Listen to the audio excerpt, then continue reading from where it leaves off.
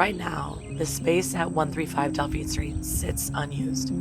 It's a patch of land with potential, but not yet anything there. What could be a gathering space is quiet, overgrown in parts, disconnected in others.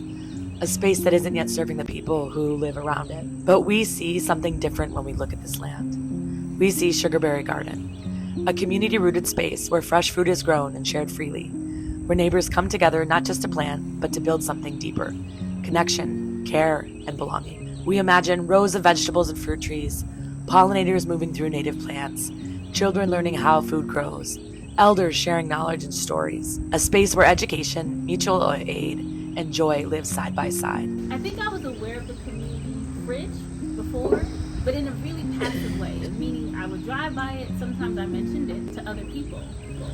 But I became an active contributor. I started to drop off food to the community fridge. And I'm gonna be really honest, it was shocking to me because I saw people who were waiting, literally waiting for people to put things in the fridge. And it really made food insecurity in Baton Rouge, in East Baton Rouge, even more real for me. And it's just way more comforting to know that you're able to grow some food in your neighborhood, make sure that everyone in your community can get some greens, can have some sweet potatoes, can have strawberries fresh from their neighbor's yard. And there's enough vacant lots in Baton Rouge that we can provide enough strawberries for everyone. There was going to be a consistent need for people to have access to quality food in this community, and that I could play a part in helping make sure that that community fridge is never empty. And I think that's why Sugarberry Garden is so important, because we are specifically trying to grow produce that will support the community fridge. The need to respond to food insecurity surpasses race, age, gender, religion. Food is a human right, and building community gardens responds to that human right.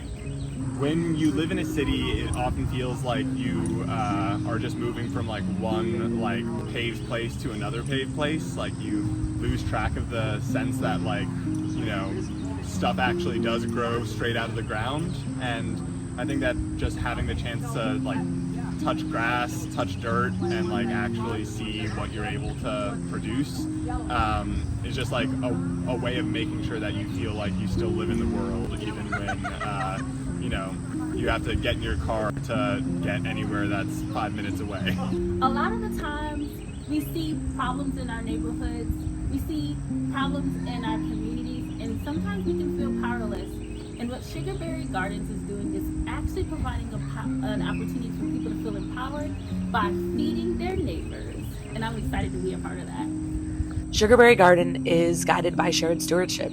It was started by a group of people who just came together wanting to do something. No single owner, no hierarchy, just neighbors caring for one another, growing food not for profit, but for each other. Go